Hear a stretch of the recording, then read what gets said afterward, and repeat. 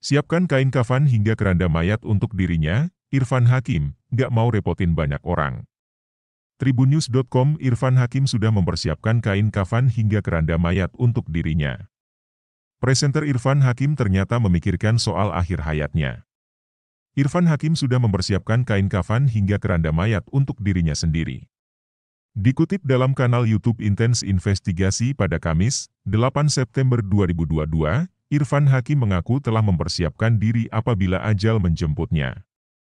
Maut itu kepastian, karena pasti gue harus mempersiapkan, nggak boleh takut, gue harus siapkan segala macam termasuk lahan makam, kain kafan, keranda, ujar Irfan Hakim. Irfan Hakim mengaku tak ingin merepotkan banyak orang saat dirinya meninggal dunia.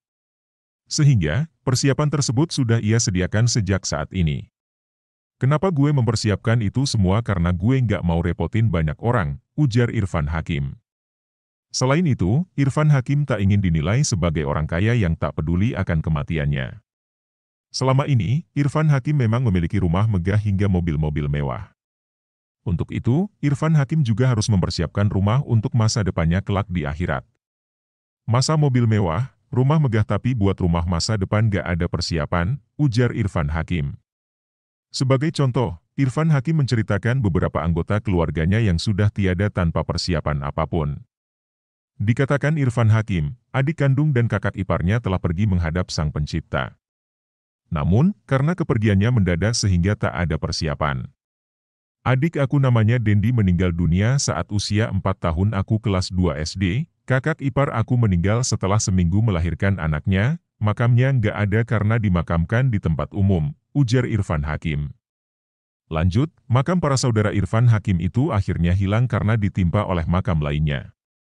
Hal ini karena lahan makam tersebut tak diperpanjang biaya sewanya. Akhirnya tidak memperpanjang sewa, si makam tersebut akhirnya hilang, mana kita kan patok doang gitu, ujar Irfan Hakim. Dengan ini, Irfan Hakim akhirnya memutuskan membeli tanah untuk dijadikan lokasi pemakaman. Bahkan, lokasi lahan tersebut memiliki pemandangan yang bagus. Akhirnya aku mikir ya udahlah aku cari tanah ada lumayan bagus, pemandangan bagus banget, ujar Irfan Hakim. Saking bagusnya, banyak rekan-rekannya yang meminta lahan tersebut dibangun villa.